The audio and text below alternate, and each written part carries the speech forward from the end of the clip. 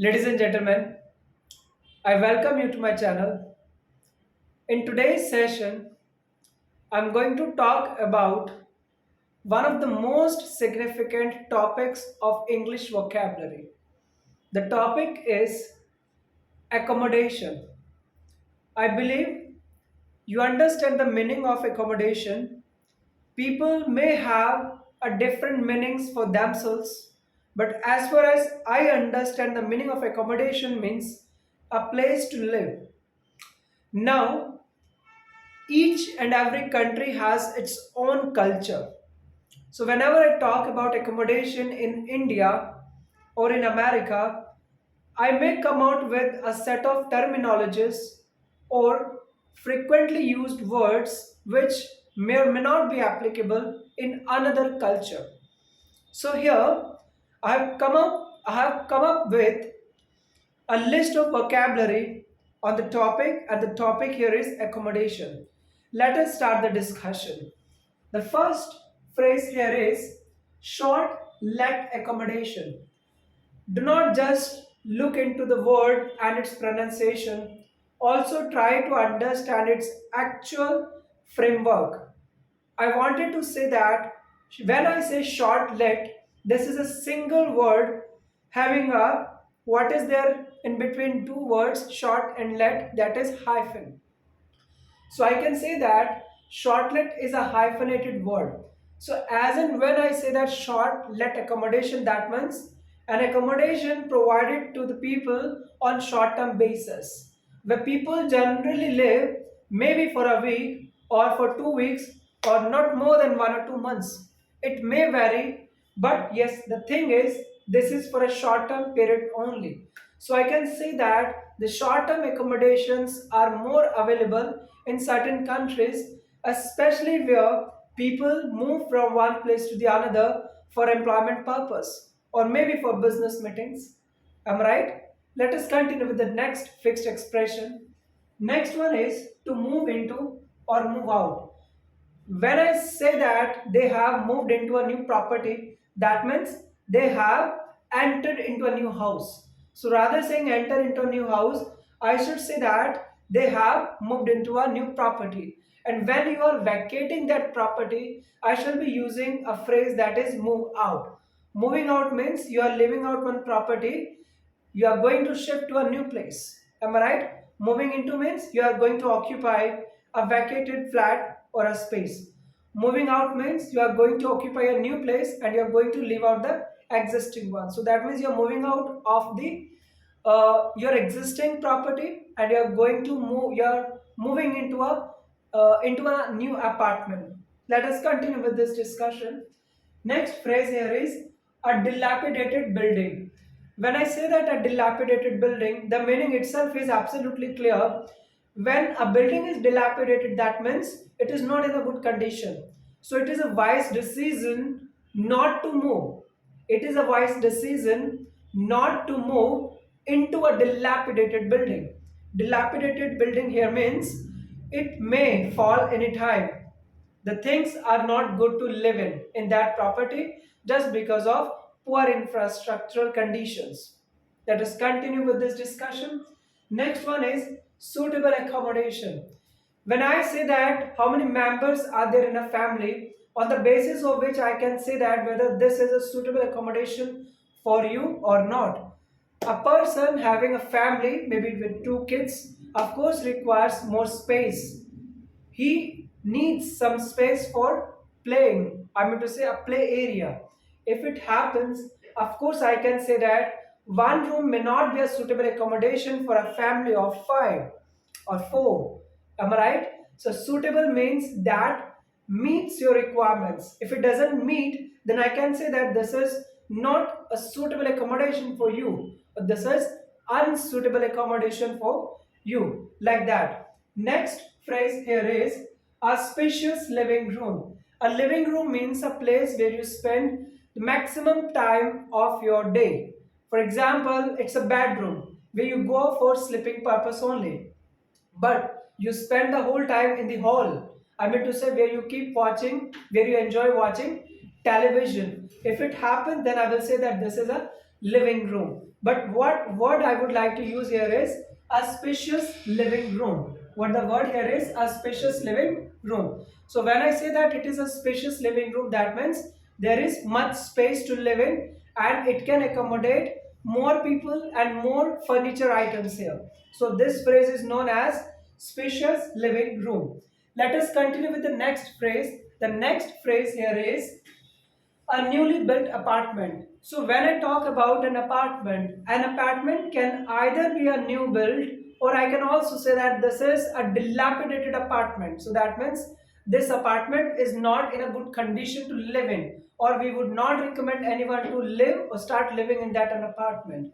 So when I say that a newly built apartment, that means it has recently been constructed, correct? So there may be some issues, maybe the lighting fitment may not be in the good conditions, but somewhere it is ready to move in. Okay, so that means people can start living there. So I can say that this is a newly built apartment. And the next phrase here is a fully fitted kitchen.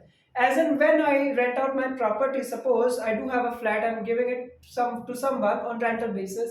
So if I say that, I can say that I shall also provide you a fully fitted kitchen. So that means fully fitted means you also require some areas or some boxes or some spaces where you can easily manage the things, or how you can store your goods. Am I right? So if it is the situation, I can say that this flat is available with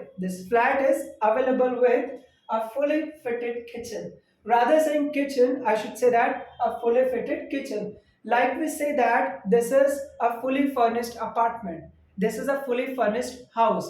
So similarly, I'm adding one adjective here, that is a fully fitted kitchen. Please note that this is a hyphenated word. So this is considered to be a single word.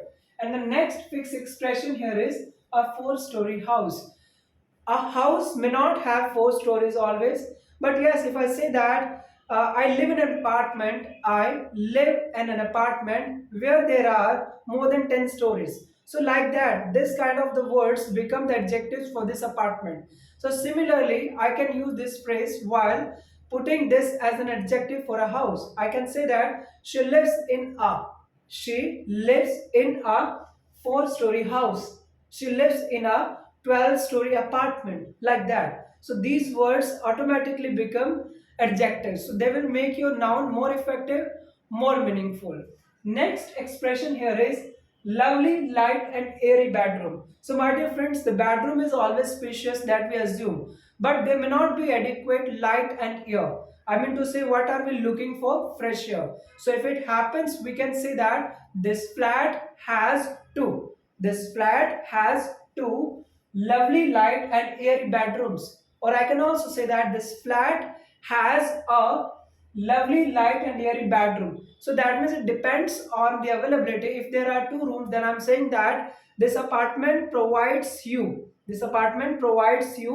two lovely light and airy bedrooms. So that means you can either write bedroom or you can write or bedrooms. So depends on the number of the availability of the rooms. Correct? Next phrase here is a second home. A second home here means a place where you generally live, where you go for relaxation.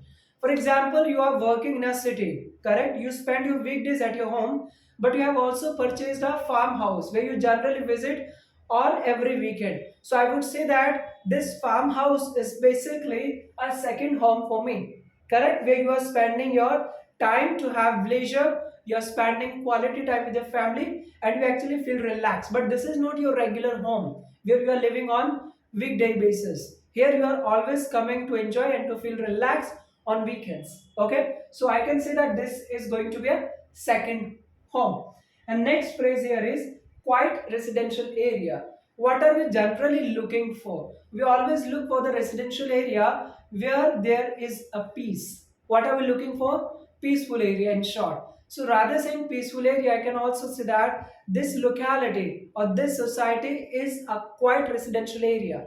Quiet means there is no much noise. So it is far away from markets, from the roads, and of course it is free from noise pollution, that we can say. Okay. Next here is view of the park. So most of the people generally, while recommending their flat to others, they say that this apartment has, or one of the rooms in my apartment has two views, or it has a garden view, or like that. So rather saying directly a garden view, here I would say that all the rooms of this apartment have two views of the park. It means that each room has two windows, and from two sides you can have a watch on your children playing in the garden. Am I right? So what I'm saying, that view of the park. So that means I can see what is happening in the park. So I can say simply that each room of this apartment has a view of the park. I can also say that each room of this apartment has a view of the garden, like that. Am I right? Next one is fully furnished accommodation.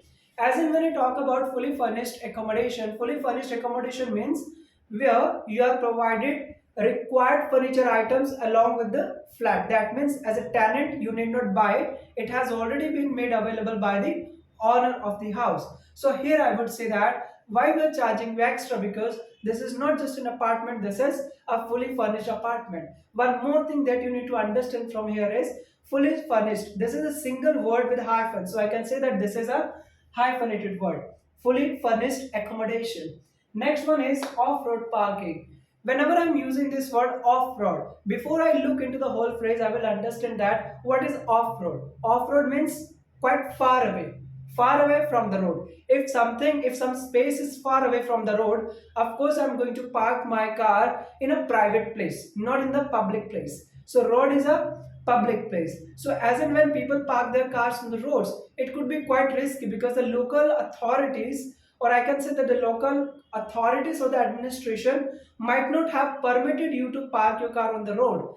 They can also fine you. Am I right? They can impose fine on you.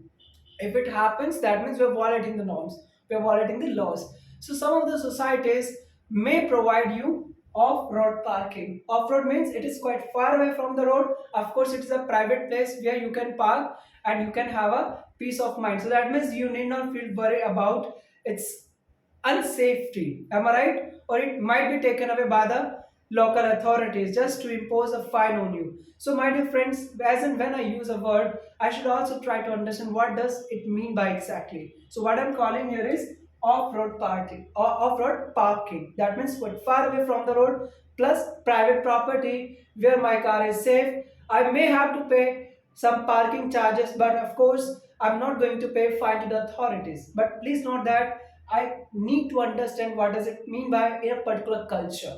I'm telling you the general meaning in terms of the language, in terms of the English. Okay, so the off means quite far away. Next phrase here is completely refurbished. Completely refurbished, you must have heard about certain terminologies like renovation. Nowadays, this term has become more popular. Why? Because when people start earning more than what they actually require, they start spending this money in renovating their houses. Like that happens, am I right? Of course, sometimes it is also required to make you feel new, or to have more, I would say, the amazing experiences in life. If it is required, I can say that the apartment that I'm giving you is completely refurbished. That means I'm saying you that this is an old apartment, but I have already spent a lot of money in renovating it. Like that. So refurbishment means I'm going to get it ready again. This is not a new apartment. This is not a newly built apartment. This is an old apartment, but it has been renovated. Correct? So we can say that one landlord is charging you less just because they are giving you a completely refurbished apartment. The apartment is in a good condition, but of course it is an old building. Correct? So a building comes out with an expiry date as well. So I need to understand each and every word before I try to understand from exactly what has been said by the person. That's all for this session, my dear friends. I hope you must have enjoyed this video, because in this session, what we are discussing, the accommodation. It's a very common topic that has been generally discussed in international English language exams, as in when examiner starts discussion on speaking side. When someone wants to check your speaking skills, they would like you to speak on such topics which are quite found to be in general. Number one. Number two, they have nothing to deal with your specializations that you might have pursued in your bachelor's or the master's. That is one of the parts of the consideration. Thank you so much, my dear friends, for watching this video. I hope you must have enjoyed, and I would like to meet you once again in my upcoming videos. Thank you so much for spending your valuable time and watching my videos. Thanks a lot. Keep learning. Enjoy learning with us with Arihant Career Group. Thank you.